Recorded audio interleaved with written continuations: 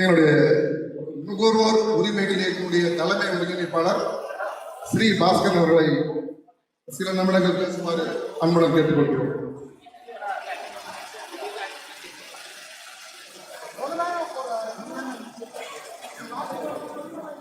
அனைவருக்கும் மதிய வணக்கம். இதுக்கு முன்னாடி சொன்ன மாதிரி பசி ஒரு பக்கம் இருக்குது, நாம கேட்கறதா போடுறதா நினைச்சிருக்கீங்க. இருந்தாலும் தலைவர் சொன்ன மாதிரி 1:30 மணிக்குன்னாரு, அதை முன்னாடி போட்டாங்க. 1:30 மணிக்கு முடிச்சுட்டு எல்லாரும் சாப்பிட போயிடலாம். இருந்தாலும் இந்த சமூக மாவட்ட பாதுகாப்பு சமூகம் மாநாடு எல்லாரும் வந்திருக்கீங்க. என்னன்னா நாம எப்படி தட்டி கேட்கணும், எல்லாருக்கும் அரசு அலுவலகங்கள்ல இருக்கிற ஊழல், அடுத்த லஞ்சம், இதெல்லாம் எப்படி நம்ம தட்டி கேட்கணும், இதை எப்படி நம்ம எழுதி கொடுக்கணும் அப்படின்ட்டு இந்த சமூக அமைப்புல இருக்கிறவங்க யாருமே முன்ன பயந்த கூடாதுங்க. அது ஒண்ணுதாங்க மெயின். நம்ம இங்க இவ்வளவு பேர் கூட்டி இருக்கிறோம்.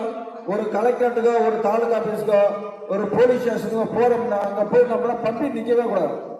தப்பு தப்புன்னு எழுதுறோம், கொடுக்குறோம். அவங்க என்ன கேள்வி கேட்பாங்க, அவன் என்ன மாதிரி கேள்வி கேட்பான், என்ன மாதிரி நம்ம ப்ரிப்பேரா பதிலோட போகணுன்றது தான் நம்முடைய அந்த மாதிரிலாம் போயாகணும்.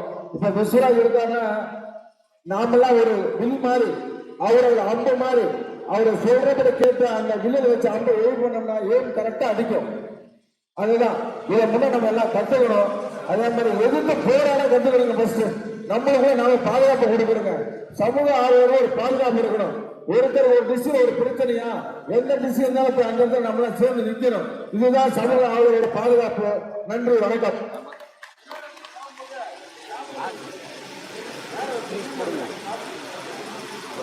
நுகர்வோர் பாதுகாப்பு சட்டம் மனித உரிமை அமைப்புகளுக்கான அமர்வு. நுகர்வோர் பாதுகாப்பு சட்டம் எல்லாருக்குமான சட்டம். ரொம்ப எளிமையாயிட்டாங்க. பல வழக்கங்கள் இருக்கிறாங்க. தட்டுகள் திறக்கப்படும், கேளுங்கள் கொடுக்கப்படும். ஒரு அரசு அலுவலகத்தில் வெள்ளிக்கிழமை சாயங்காலம் ஒரு பாம்பு பூந்துருச்சு. வெள்ளிக்கிழமை சாயங்காலம் பாம்பு பூந்துருச்சு. ஐயோ கதறாங்க. ஆபீஸை தொடர்ந்து பாம்பை பிடிக்க முடியாது. காரணம், மேனேஜர் ஆபீஸர் சாவி எடுத்துட்டு போயிட்டார்.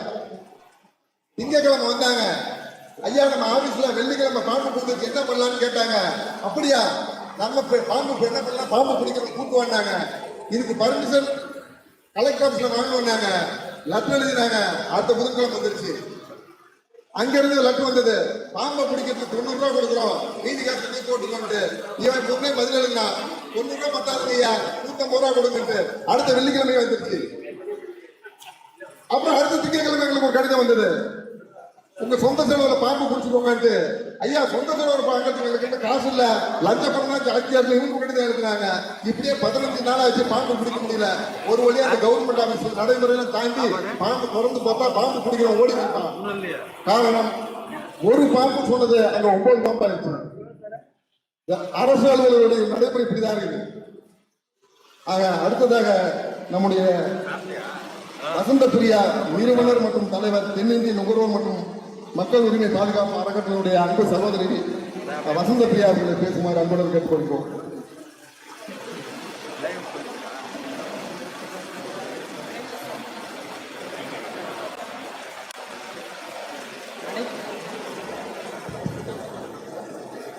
அனைத்து சமூக ஆர்வலருக்கும் இனிய பிற்பகல் வணக்கம். இப்போ நம்ம எல்லாருமே ஒரு சமூக ஆர்வலர் மட்டும் இல்லை, சமூக ஆர்வலரோட அமைப்போட ஹெட்டாக தான் இருக்கீங்க எல்லாருமே. ஏன்னா இது 200 அமைப்புகளோட தலைவர்கள் மட்டுமே வந்திருக்கீங்க மேக்சிமம். அதில் சிலர் தான் அவங்க உறுப்பினரோட வந்திருக்கீங்க. என்னென்னக்கா நாட்டில் நடக்கிறதெல்லாம் லஞ்சம் ஊழல் இருக்காங்க. அரசியல்வாதிகளோட தவறுகள் எல்லாம் சுட்டி காட்டும் போது அவங்களால எந்த வழக்கும் பதியறதில்லை.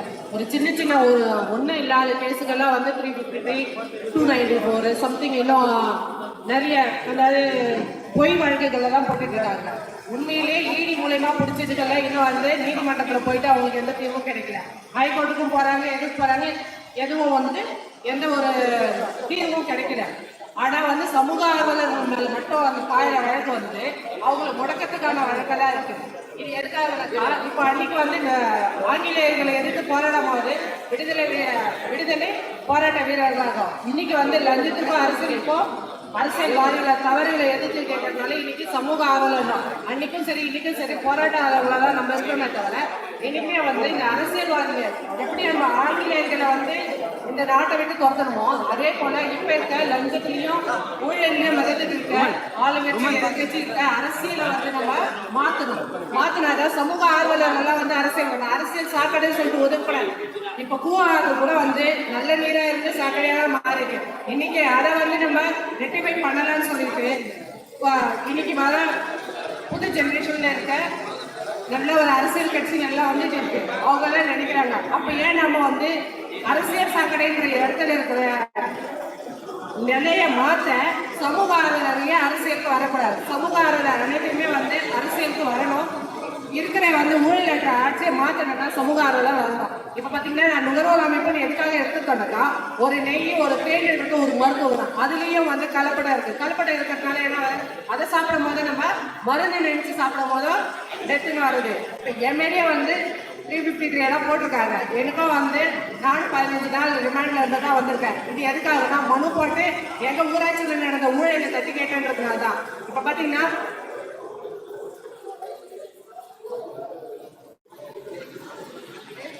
அதாவது எங்க ஊராட்சி மன்றத்தில் நடந்த ஊழலும் சில மனு எல்லாம் போட்டு தடுத்ததுனால எம்எல்ஏ வந்து அரசு பணியாளர்களின் பணியை செய்ய தடுத்து 353 போட்டு என்ன 15 நாள் ரிமாண்ட் வச்சாங்க. அது ஒரு பொய் வழக்குன்னு தெரியும். இப்போ வந்து ஹாஸ்பிட்டல் போறோம், ஒரு நோயாளின்னு போறோம், நம்மளோட ப்ராப்ளம்ஸ் சொன்னா அவங்க ஃபீஸை கட்டுங்க ரெட்டிஃபை பண்ணி வெளியே இருப்பாங்க. ஆனால் காவல்துறையில ஒரு புகார் எடுத்தா புகார்தாரர் மேலதான் வந்து பொய் வழக்கு பதிவாகிறதால அதோட உண்மைத்தன்மையை கேட்டு அதோட சொல்யூஷனை கொடுக்கதே கிடையாது. இப்போ அதனால என்ன ஆகுதுன்னா காவல்துறை வந்து பொய் வழக்கு போடுறது அவங்களோட பணியை வந்து தவறான முறையில செயல்படுறாங்க.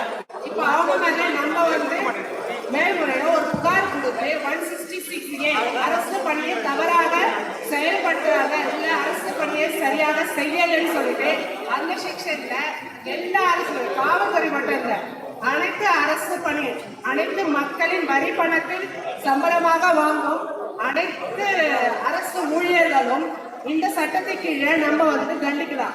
இந்த செக்ஷனை இன்னும் நிறைய வழக்கறிஞர்கள் பெரிய பெரிய வழக்கறிஞர்க்கீங்க அவங்க எல்லாம் இந்த செக்ஷனை வந்து நிறைய பேருக்கு சொல்லிக் கொடுங்க. எனக்கு கூட இன்னும் 166A பத்தி ஓரளவு தான் தெரியும், நிறைய தெரியாது. இதெல்லாம் நான் எதுக்காக சொல்றேன்னா சமூக ஆர்வலரை முடக்கிற நினைக்கிற அரசாங்கத்துக்கு நம்ம கொடுக்கறதுக்கு அந்த 166A சமூக ஆர்வலர்களை வந்து எந்த விதத்திலையும் அரசு பண்ணக்கூடாது கவர்மெண்டே ஜீவோ போட்டு இருந்தோம். அதையும் மீறி நம்மளை வந்து தாக்குறாங்கனாக்கா அதுல என்ன காரணம் நம்மள பயம் வருது. அப்ப என்ன பண்ணணும்னாக்கா ஒரு சமூக ஆர்வலர் பாதிக்கப்பட்டாலும் அனைத்து சமூக ஆர்வலரும் ஒன்ன சேரணும். பத்திரிகையாளரும் சமூக ஆர்வலர் தான் அவங்களும் நம்ம சேர்த்துக்கணும். அதே போல விவசாயிகள் எந்த ஒரு நோக்கத்துக்காகவும் பயிர் வைக்கல. ஆனா நம்மளுக்காக அவங்க பயிர் வைக்கும் போது அந்த விவசாயிகளோட நிலைமை இன்னைக்கு கீழே போயிட்டே இருக்கு. ஆனா அரசியல்வாதிங்க எந்த ஒரு இன்வெஸ்ட்மெண்ட்டும் இல்லாம நம்மகிட்டயே பணத்தை வாங்கி நம்மளே ஏமாற்றி நம்மளோட கனிம வளத்தெல்லாம் ஸ்பாயில் பண்ணி ஒரு செடி நட்டாலும் வளர்றதுல ஒரு மலை திருவண்ணாமலை மலையில வந்து மலை சரிவு வந்த காரணம் அங்கே வந்து மலையை குறையறதுனால. இப்போ இந்த மாதிரி நடந்தா இந்த நாட்டில் எங்கேயுமே வாழ முடியாது. இன்னும் பார்த்தீங்கன்னா தெருநாய்களுக்கு பட்ஜெட் ஒதுக்குறாங்க. ஆனா தெருநாய்கள் வந்து அதுக்கு என்ன காரணம் அதுங்களுக்கான உரிமையா அதுங்களுக்கான முன்னெல்லாம் வந்து ஒரு வீட்டுக்கும் ஒரு சாத நாய்களை வைப்போம். எல்லாரும் அந்த நாயை வந்து பாதுகாப்பா வச்சிருப்போம். அது இன்னைக்கு அப்படி இல்லை. நாயை கண்டக்கால் எடுத்து அடிக்கிறது நாய்க்கு சாப்பாடு போடலாம் அப்படின்னும் போது அது வந்து பெருகுதுன்னா அது அந்த வளர்ச்சியை வந்து தடுக்கணும். அதுக்காக தான் பட்ஜெட் ஒதுக்குறாங்க. இன்னும் சொல்ல போனா கால்நடை மருத்துவரே இருக்கிறது இல்லை அப்படின்னும் போது ஏதாவது ஒரு கால்நடைகள் ஒரு உபாதை வந்தா யாரு பண்ணா அங்கேயும் அரசாங்கத்துலதான் சம்பளம் கொடுக்குறாங்க. ஆனா எந்த சர்வீஸும் செய்யறது இல்லை. இப்ப இந்த மாதிரி நடக்கும் போது ஒவ்வொரு துறையும் வந்து துறை ரீதியா ஆக்ஷன் எடுக்கும் போது அவங்க டிரான்ஸ்பர் கொடுக்கக்கூடாது. தவறு செய்தவர்களை வந்து வீட்டுக்கு அனுப்பிச்சா இன்னைக்கு வர இளைய சமுதாயத்துக்கு ஒரு அரசாங்க வேலை வாய்ப்பு கிடைக்கும். இதெல்லாம் யார் பண்ணலன்னா எதுக்காக நான் இங்க சொல்றேன்னா நானும் வந்து பாமகல மாவட்ட மகளிர் அணி துணை செயலாளராக இருக்கேன். பட் நான் இங்க சொல்ல காரணம் சமூக ஆர்வலர்களால் மட்டும்தான் இந்த இதை மாற்ற முடியும்ன்ற ஒரே காரணத்துக்காக இந்த மேடையில இந்த இதை வைக்கிறேன். அதே போல ஆர்டிஐ பத்தி எல்லா பள்ளி கல்வித்துறை புத்தகத்திலேயே இடம்பெறணும். இன்னைக்கு இருக்கிற 40 எம்எல்ஏ மேலேயும் ஊழல் இருக்கு. 40 பெரியார் ரிமூவ் பண்ணிட்டு எல்லாத்துலயும் சமூக ஆர்வலருக்கும் நம்ம நாட்டை எப்படியெல்லாம் நம்ம கொண்டு போகணும்னு ஒரு கட்டமைப்பு வச்சிருக்கோம். அதே போல ஓட்ஸும் அதே மாதிரி வேணும். இதை வந்து ஒரு ரெக்வஸ்டாகவே கேட்குறேன். தேங்க்யூ.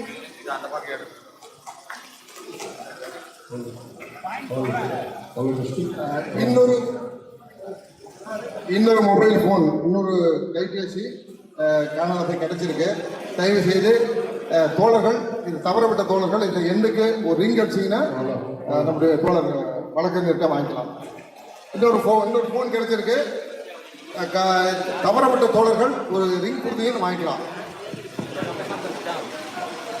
மாநாடுடைய நோக்கம், ஒரு பஸ் கண்டக்டருக்கு ஒரு பிரச்சனைன்னா நடு ரோட்ல பஸ் நிறுத்திட்டு 100 பஸ் கண்டக்டர் கூடுறாங்க. வழக்கறிஞர்களுக்கு பிரச்சனைனா தமிழகம் முழுக்க ஒரு வழக்கறிஞர்கள் நிற்கிறாங்க. ஒரு மருத்துவமனையில் டாக்டருக்கு பிரச்சனைனா அடுத்த நாள் அத்தனை மருத்துவமனை ஸ்ட்ரைக் பண்றாங்க. ஆசிரியர்களுக்கு அரசு ஊழியர்களுக்கு ஏதாவது பிரச்சனைனா அத்தனை பேர் ஒண்ணு வர்றாங்க. சமூக ஆர்வலர் மட்டும்தான் வெற்றினாலும் சரி குத்துச்சாலும் சரி நாதி இல்லாமல் இருக்கிறது. அவர்களுக்கு பாதுகாப்பு கொடுக்க வேண்டும் என்ற ஒற்றை காரணத்துக்காக மட்டும்தான் சமூக ஆர்வலருக்கு தனியொரு வாரியம் அமைக்க வேண்டும். சமூக ஆர்வலர்களுக்கு தனியாக பாதுகாப்பை உருவாக்க வேண்டும் என்பதற்காகத்தான் 10 ரூபாய் இயக்கமும் ராத்திரி ரவுண்டப்பும் நம்முடைய பிஜி அறக்கட்டளையும் இந்த மாநாட்டை உருவாக்கி இருக்கிறார்கள். அடுத்ததாக மிக சுருக்கமாக வழக்கறிஞர் சிவனேசன் நுகர்வோர் அமைப்பினுடைய துணை பொதுச் செயலாளர் பேசுவார். இங்கே வந்திருக்கும் அனைவருக்கும் முதற்கண் வணக்கத்தை தெரிவித்துக்கிறேன். நான் சேலத்திலிருந்து வந்திருக்கேன். நான் வழக்கறிஞர். நுகர்வோர் பாதுகாப்பு இயக்கத்தில் நாங்கள் இருக்கிறோம். இதில் கலந்து கொண்டது மிக்க மகிழ்ச்சி. இந்த பாதுகாப்பு நாம் எல்லாம் அனைவரும் சேர்ந்து ஒரு சங்கத்தை ஏற்படுத்தி ஒற்றுமையாக மாதந்தோறும் ஏதோ ஒரு இடத்தில் சந்தித்தால்தான் மக்களுடைய பிரச்சனையை சால்வ் பண்ண முடியும். மக்கள் தொகை இருக்கிற பட்சத்தில் வழக்கறிஞர்கள் ஒரு 20% தான் இருக்காங்க. மீதி 80% வழக்கறிஞர்கள் இல்லை. அதனால் நம்மளுடைய சமூக பணியை விரிவுபடுத்தி அவர்களுடைய குறைகளை நிவர்த்தி செய்ய முன்வர வேண்டும். அனைவரும் இந்த நிகழ்ச்சியில் என்னை ஈடுபடுத்திக் கொண்டதற்கு நான் மிக்க நன்றியை தெரிவித்துக் கொள்கிறேன். நன்றி, வணக்கம். ஒரு பெரிய கைத்தட்டல் கொடுக்கலாம். திருக்குறள் மாதிரி 2 வாரத்தில் முடிச்சுட்டாரு. நேரத்தின் காலத்தின் அருமை கருதி. அடுத்ததாக நுகர்வோர் பாதுகாப்பு அமைப்பினுடைய அருமையான சகோதரர் தோழர் அற்புதராஜ் அவர்களை பேசுமாறு அன்புடன் கேட்டுக்கொள்கிறோம். அற்புதராஜ் சார்.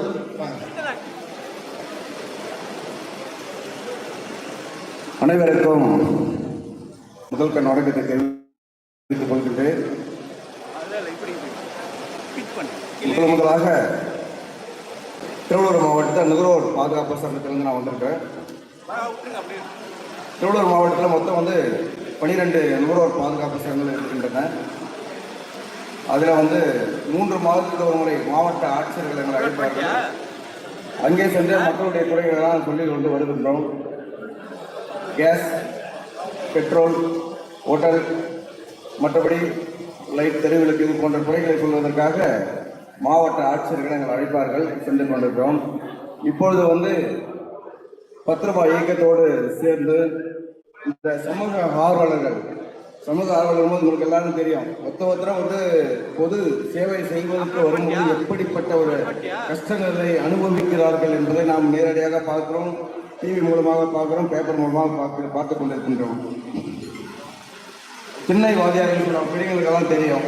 திண்ணை வாதியார்கள் அந்த காலத்தில் சமூக ஆர்வலர்கள் போய் பிள்ளைகளுக்கு திண்ணையில் பாடம் கற்றுக் கொடுத்துட்டு அந்த சட்டை அழுக்கான அந்த சட்டையை துவைச்சு மறுநாள் காலையில் அதையே போட்டுன்னு ஆசிரியர்களாக போய் பணி செய்த காலமெல்லாம் அது நிறைய பேருக்கு தெரியும். அப்படிப்பட்ட ஒரு சமூக ஆர்வலர்கள் இருந்த ஒரு தமிழ்நாடு இது. இந்த சமூக ஆர்வலர்கள் மூலமாகவும் இந்த 10 ரூபாய் இயக்கத்தின் மூலமாகவும் நாங்கள் பயணம் செய்வதற்காக நுகர்வோர் பாதுகாப்பு சங்கத்தின் மூலமாக வந்திருக்கிறோம். தொடர்ந்து இந்த நுகர்வோர் குறைகளை எல்லாம் நாங்கள் சிறிதாக தீர்த்து கொண்டு வரோம். மாவட்ட ஆட்சியர்களும் சொல்லுகின்றோம். ரேஷன் கார்டு பிரச்சனை கூட எடுத்தும்போது சொல்கிறோம். இதுபட்ட ஒரு நேரத்தில் இந்த மாதிரி ஒரு இயக்கத்தில் நாங்கள் சேர்ந்து தொடர்ந்து பணியாற்றுவதற்கு வாய்ப்பின நிலையே ஐயா விஸ்வநாதன் அவர்களுக்கும் மற்றும் 10 ரூபாய் இயக்கத்தை சேர்ந்த அவர்களுக்கும் சமூக ஆர்வலருக்கும் எங்கள் மனமார்ந்த நன்றியை தெரிவித்துக் கொள்கிறோம். நீங்கள் எப்போது அழைத்தாலும் நாங்கள் திருவள்ளூர் மாவட்டத்திலிருந்து வந்து உங்களுடன் இணைந்து எல்லா ஆர்ப்பாட்டத்திலும் போராட்டத்தையும் கலந்து கொள்ளும் என்று கூட்டத்திற்கு சார்பாக உறுதியளிக்கின்றோம். தொடர்ந்து உங்களுடைய நிகழ்ச்சியிலும் எங்களுக்கு ஒரு கஷ்டம் வரும்போது கூடும்போது நாங்கள் எல்லாம் ஒற்றுமையாந்து ஒன்றுபடுவோம், போராடுவோம், வெற்றி போடுவோம் என்ற முறையில் அது ஒரு கை தட்டினால் சத்தம் வராது, 10 கை தட்டினால் சத்தம் வரும் என்று நாம் அனைவருக்கும் தெரியும். அதனால் இங்கே வந்திருக்கிற நிறைய சமூக ஆர்வலர்கள், நிறைய இயக்கத்தை சேர்ந்தவர்கள் வந்திருக்கிறார்கள். நாம் அனைவரும் ஒற்றுமையாக இருந்து இந்த மாநாடு நம்ம பெருசாக வந்து பண்ணியிருக்கிறோம். ரொம்ப பெருமையாக இதை வந்து நிறைய பேருக்கு வந்து ஒரு கஷ்டமாக இருக்கணும். அதான் எம்எல்ஏ ஐயா சொல்லினா நாங்கள் நிறைய பேர் வந்து கஷ்டப்படுறாங்க. ஒற்றுமையாக நம்ம சேர்ந்துட்டோம்ல, இனிமேட்டு வந்து நமக்கு வந்து பாதுகாப்பை வந்து கண்டிப்பாக தேவைப்படுது. ஏன்னா எதிர்ப்பு தெரிவிக்கிறது நம்ம எதிர்ப்பு தெரிவிக்கிறோம். கூட இருக்கிற கட்சியில் இருக்கிறவங்க எந்த விதம் எதிர்ப்பு தெரிவித்து அவங்களுக்கு என்ன தேவையோ அதை செஞ்சுட்டு அவங்க போயிட்டே கேட்கறது கிடையாது. ஆனால் நம்ம தான் வந்து அதை தொடர்ந்து கேட்டுன்னு இருக்கிறோம். நம்ம கேட்கறதால நம்மளுக்கு அடி திட்டு எவ்வளோ வந்து பிரச்சனைகள் வந்து கொண்டிருக்குது. ஆனாலும் அந்த இயக்கங்கள் இப்போ அதிகமாக சேர நம்முடைய பலன்கள் அதிகரித்து கொண்டிருக்கின்றது. நம்ம அனைவரும் ஒற்றுமையாக இருந்து இந்த இயக்கத்தை வளர்த்து ஐயாவுடைய தலைமையிலே வழிநடத்தி ஒவ்வொருவரும் சமூக ஆர்வலருக்கு ஒத்துழைப்பு கொடுத்து நாம் அனைவரும் ஒற்றுமையாக இருந்து இதே போல மாநாடுகள் நடத்தவும், இது போல ஒற்றுமையாக இருந்து நம்ம செயல்படவும், தொடர்ந்து இந்த வழியிலே நம்ம நடத்தி செல்ல வாய்ப்பு அளித்த நன்றி, அனைவருக்கும் நன்றி கூறி விடைபெறுகிறேன். நன்றி, வணக்கம்.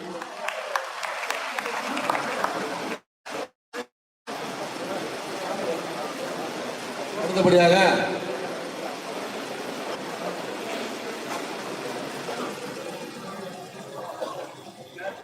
உண்மையிலேயே மேடையில் இருக்கிறவங்க கைத்தட்டு கொடுக்குறோமோ இல்லையா, உங்களுக்கு கைத்தட்டு கொடுக்கணும். பசியையும் பொறுத்து சாப்பிட்ட பிறகும் செவி கூணாக கருத்து சிந்தனைக்காக அமர்ந்திருக்கின்ற சமூக ஆர்வல், சமூக செயற்பட்ட தோழர்களுக்கு மிகப்பெரிய கரவொலியை நானே கொடுத்து விடுகிறேன். அப்பப்போ கைத்தட்டுங்க, பேசுறவங்களுக்கு உற்சாகமாக இருக்கும். வெள்ளித்தட்டு, தங்கத்தட்டு, அலுமினி தட்டுலாம் வேணாம், வெறும் கைத்தட்டுகள் கொடுத்தால் போதும்.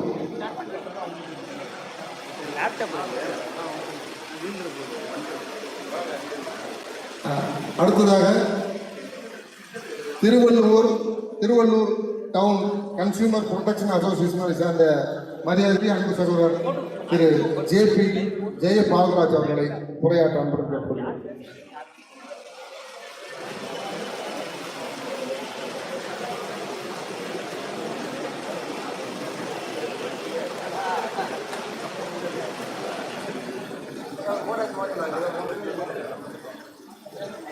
எல்லோருக்கும் வணக்கம்.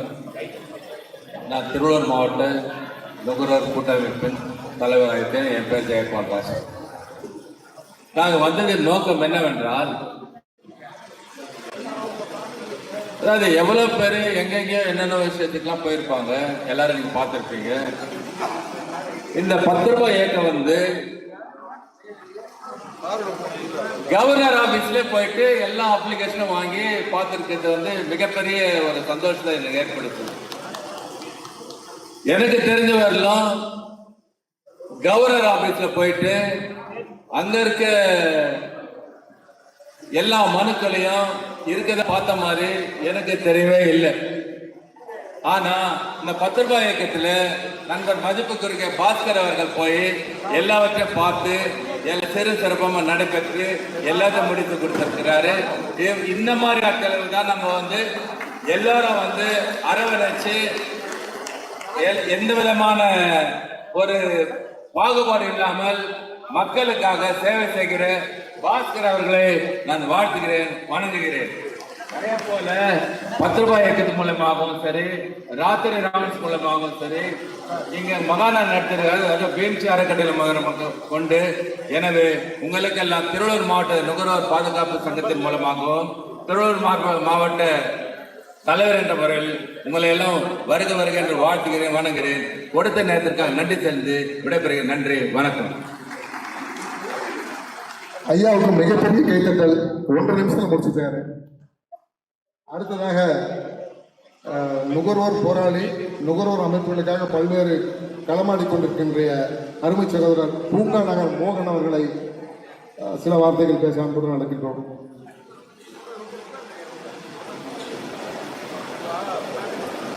ரூபாய் மற்றும் பிஎம்ஜி அறக்கட்டளை மாத்திரை ரவுண்ட்ஸ் இதழ்கள் இணைந்து நடத்தும் சமூக பாதுகாப்பு மாநாட்டுக்கு தலைமை வகித்துக் கொண்டிருக்கின்ற இந்த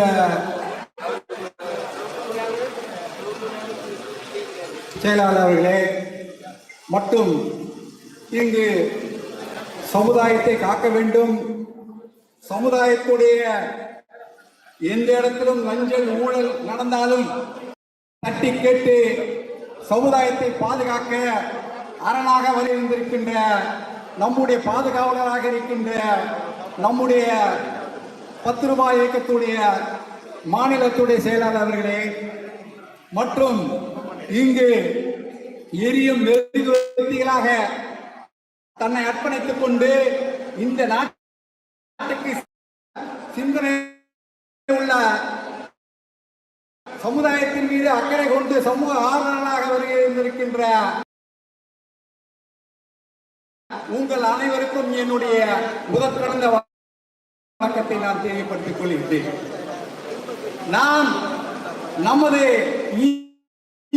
நாம் அதுக்கு அடுத்ததாக நாம் சட்டத்தை ஏற்றிய நாள் குடியரசு. அந்த குடியரசு நம்முடைய தினத்தை வருட வருடம் நாம் என்ன செய்தோம், கொண்டாடி கொண்டிருந்தோம். இவையெல்லாம் நாட்டுடைய முதல் சுதந்திரமாக குடியரசாக இருந்தாலும் கூட அந்த சட்டத்தின் மூலமாக அந்த சட்டத்திலே திட்டங்களை தீட்டுகின்ற நிர்வாகிகளை கேள்வி கேட்கின்றதற்கு ஒரு அடிப்படையான ஒரு சட்டம் இருந்ததா என்று சொன்னால் கடந்த ஆண்டுகளே இல்லை. 2005 பாராளுமன்றத்தில் ஒரு சட்டம் இயற்றப்பட்டது. அந்த சட்டம் தான் தகவல் அறியும் உரிமை சட்டம். அந்த சட்டம் என்பது என்ன என்று சொன்னால் உங்களுக்கு நன்றாகவே தெரியும். ஏன் என்று சொன்னால் நாம் 10 ரூபாய் இயக்கத்திலே செயல்பட்டுக் கொண்டிருக்கின்றோம். அதாவது நாட்டிலே இருக்கின்ற அடிமட்டத்திலே இருக்கின்ற ஒரு குப்பன் சுப்பன் அவன் நினைத்தால் இந்த நாட்டுடைய இருந்தாலும் சரி, குடியரசு தலைவராக இருந்தாலும் சரி, எந்தவித அரசியல் அதிகாரிகளாக இருந்தாலும் சரி, அவர்களை தட்டி நீங்கள் உங்களுடைய வருமானம் என்ன, நீங்கள் போட்ட திட்டங்கள் என்ன என்ற ஒரு வெள்ளை அறிக்கை நாம் பெறுவதற்காகத்தான் 2005 தகவல் அறியும் உரிமை சட்டம் நமக்கு கிடைத்தது.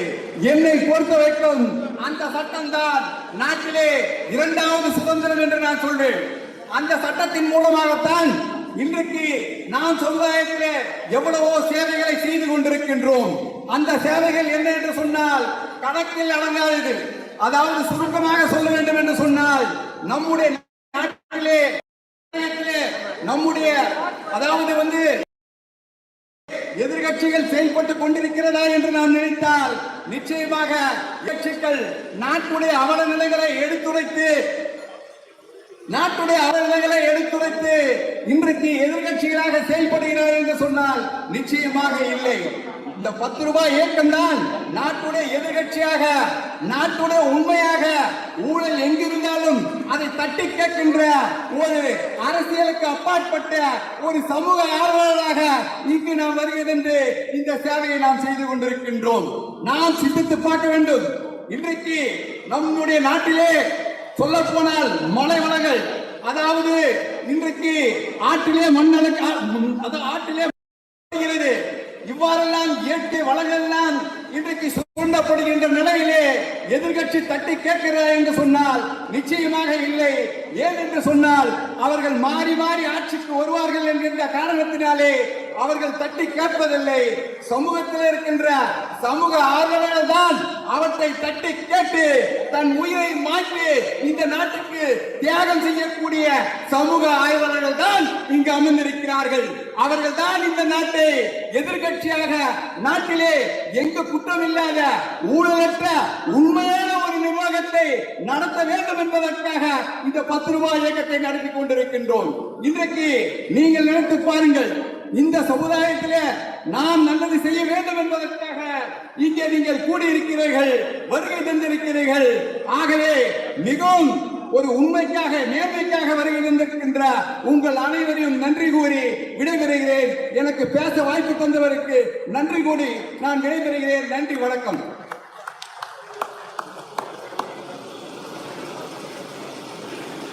அருமை நண்பர்களே, நம்ம இங்கே எல்லாருமே இன்னைக்கு முக்கியமாக கூட்டிக்கிறது பார்த்தீங்கன்னா ஒருத்தர் பார்க்கலாம். சமூக ஆர்வலர் எல்லா அமைப்பும் ஒன்றா சேர்ந்தீங்க. என்னென்ன அமைப்பு இங்கே வந்திருக்கோம், எல்லாரோட கான்டாக்ட் நம்பர் நமக்கு வேணும் இல்லையா? எல்லாரோட கான்டாக்ட் நம்பர் நமக்கு வேணுமா இல்லையா? இல்லை வேண்டாமா? எல்லா கான்டாக்ட் நம்பர் வேணும்னா தயவு செய்து எல்லாம் முன்னாடி போயிட்டு அவங்களுக்கு கான்டாக்ட் நம்பர் முன்னாடி கொடுங்க. உங்களுடைய கான்டாக்ட் நம்பரு, உங்களுடைய அமைப்பு பேரை முன்னாடி, அப்பதான் உங்களுடைய கான்டாக்ட் நம்பர் ஒரு லிஸ்டா போட்டாங்க பொது வட்டாரத்தில் வெளியிடுவோம். இங்க வரீங்கன்னா பக்கத்தில் உட்கார்ந்த நம்பர் உங்களுக்கு தெரியாது, அதை நீங்க அப்புறமா தெரிஞ்சுக்கலாம். அதனால பேரை கொடுக்காதவங்க, இல்லை ஃபார்ம் ஃபில்அப் பண்ணாதவங்க, அந்த கான்டாக்ட் நம்பர் கொடுக்காதவங்க, அமைப்பு பேர் சொல்றவங்க முன்னாடி போயிட்டு தயவு செய்து கூட்டு வந்து உட்காந்து கேட்கலாம். இன்றைக்கு